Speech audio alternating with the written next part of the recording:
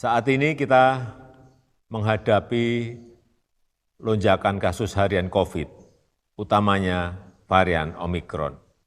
Dan kenaikan ini diperkirakan masih akan terus meningkat dalam beberapa minggu ke depan. Belajar dari lonjakan kasus varian Omikron yang sudah terjadi terlebih dahulu di berbagai negara, pemerintah sudah melakukan banyak persiapan untuk menghadapinya. Perbaikan berbagai sarana dan prasarana fasilitas kesehatan disesuaikan dengan karakter varian Omikron yang berbeda dengan sebelumnya dan membutuhkan penanganan yang berbeda pula. Salah satunya melalui layanan telemedicine, aplikasi layanan kesehatan. Tak semua kasus COVID Omikron membutuhkan layanan langsung karena gejalanya tidak membahayakan. Yang paling penting, meminimalkan kontak. Ini akan mencegah penyebaran yang lebih luas. Ketika hasil tes PCR saudara positif tanpa ada gejala, silakan melakukan isolasi mandiri di rumah selama 5 hari. Bila ada gejala batuk, pilek, atau gejala demam, silakan gunakan layanan telemedicine atau ke puskesmas atau ke dokter terdekat. Tidak semua kasus COVID-19 harus dirawat dan gejala Omikron tidak membahayakan. Itu yang dikatakan oleh Pak Presiden Joko Widodo. Ini sebenarnya senada dengan apa yang disampaikan oleh Pak Pandu Riono begitu ya tadi ya. Tapi kemudian dibantah oleh Dr. Eva bahwa jangan cepat-cepat dulu mengatakan bahwa ini tidak membahayakan. Bahkan ini bisa kemungkinan ke depannya akan harus diwaspadai lagi. Begitu ya Dr. Eva ya. Saya ingin ke Dr. Pandu. Dr. Pandu, tanggapan Anda mengenai apa yang disampaikan Dr. Eva?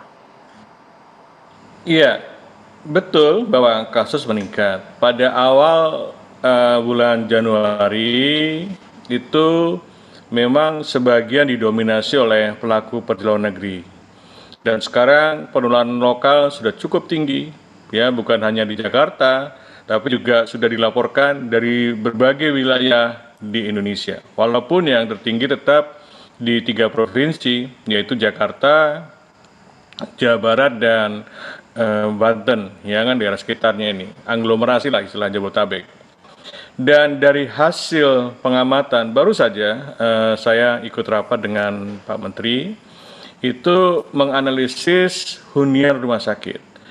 Dan ternyata dari angka statistik itu memang masih 80% adalah yang statusnya COVID ringan dan tidak bergejala.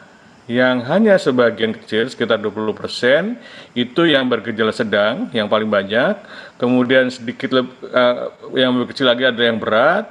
Kemudian yang membutuhkan oksigen itu tidak terlalu banyak. Sebagian besar tidak membutuhkan bantuan medis di rumah sakit. Makanya memang ini sesuai dengan prediksi atau pengalaman di negara lain, bahwa kasus yang tinggi ini secara proporsional memang akan lebih banyak yang tadi tidak perlu dirawat di rumah sakit. Sehingga rumah sakit hanya harus dialokasikan hanya untuk ini.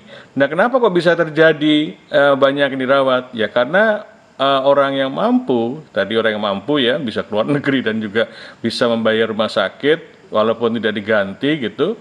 Ini jadi terjadi di rumah sakit swasta terutama. Kalau di rumah sakit pemerintah sudah diingatkan untuk tidak menerima tadi. Nah, ini yang menurut saya menjadi penting.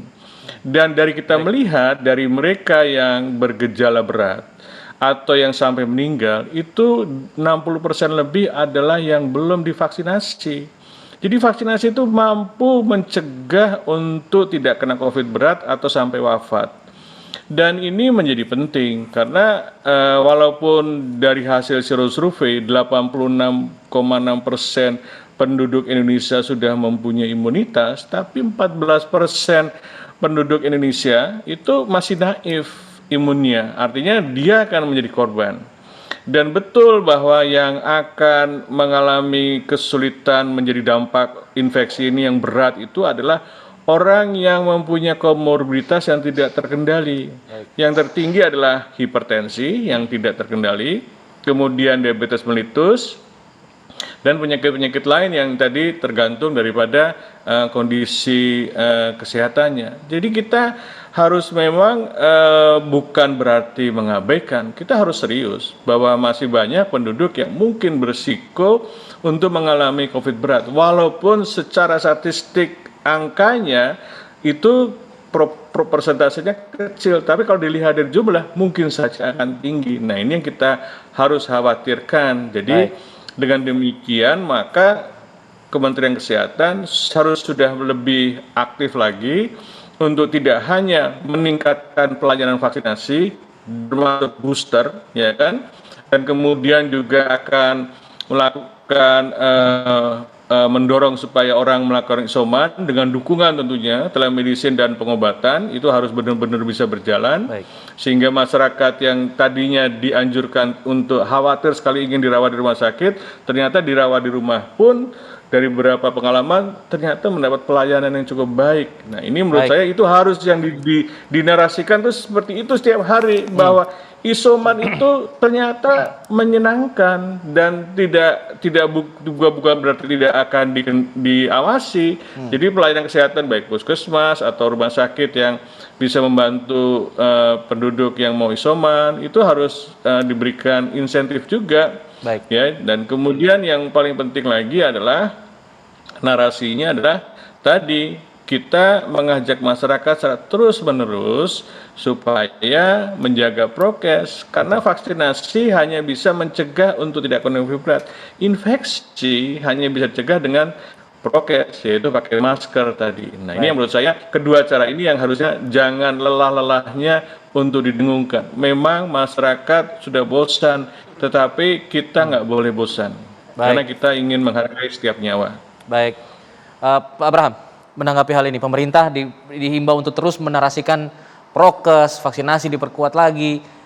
Apakah saat ini memang terasa ada kekurangan di situ atau perlu dipertambahkan lagi? Bukan kurang, tapi kan yang namanya kebiasaan itu terkadang kan perlu diulang-ulang supaya bisa menjadi suatu kebiasaan.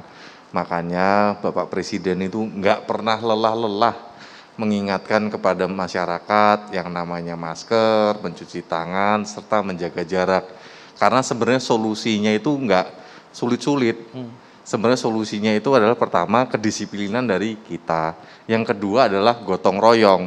Kenapa gotong royong ini sangat penting? Tadi sebagaimana yang disampaikan oleh Pak Pandu Riono, bahwa sebenarnya kapasitas rumah sakit kita itu cukup. Jadi prediksi modeling itu sudah banyak dilakukan oleh para pakar bahwa kapasitas rumah sakit kita itu cukup. Nggak usah khawatir masyarakat. Tapi kalau yang nggak ada gejala, yang ringan, pergi ke rumah sakit, ya rumah sakit juga akan penuh. Oleh karena itu, strategi kita dalam menghadapi Omikron ini beda dari Delta. Untuk Omikron, karena tingkat derajat keparahannya lebih kecil dibandingkan Delta, maka masyarakat diharapkan bisa melakukan isolasi mandiri atau isolasi terpusat supaya rumah sakit bisa kita berikan kepada mereka yang lansia, yang komorbid, lalu juga yang sakit berat. Nah, indikasi sederhana buat masyarakat, ini gue berat apa enggak gitu, itu adalah kalau sesak nafas deh gitu. Langsung saja hubungi puskesmas. Kalau yang di Jabodetabek bisa memanfaatkan telemedicine, kontak ke dokter sesuai dengan di telemedicine, nanti akan dirujuk ke rumah sakit. Tapi buat Bapak, Ibu, Mas, Mbak yang memang sudah positif, tapi gejalanya ringan, setelah di telemedicine juga direncanakan akan dikirimkan obat, tetap saja isolasi di rumah. 5 sampai atau plus 3 hari sampai tidak ada gejala, baru boleh selesai. Karena sebagian besar yang terkena positif di Omikron ini sembuh. Jadi masyarakat perlu waspada. Karena kalau nggak waspada rumah sakit kita penuh. Jadi tetap waspadanya tetap, protokol kesehatannya tetap, tapi nggak usah panik juga. Gitu. Tapi ini yang repot. Kemudian ketika masyarakat merasakan bahwa gejalanya ringan, mereka harus isoman di rumah, mereka tidak punya penghasilan. Bagaimana kemudian masyarakat, biasanya seperti ini kan agak repot untuk mereka kan? Bagaimana kemudian Prof Musni akan menanggapinya? Selepas jeda ya, kita kembali sesaat lagi.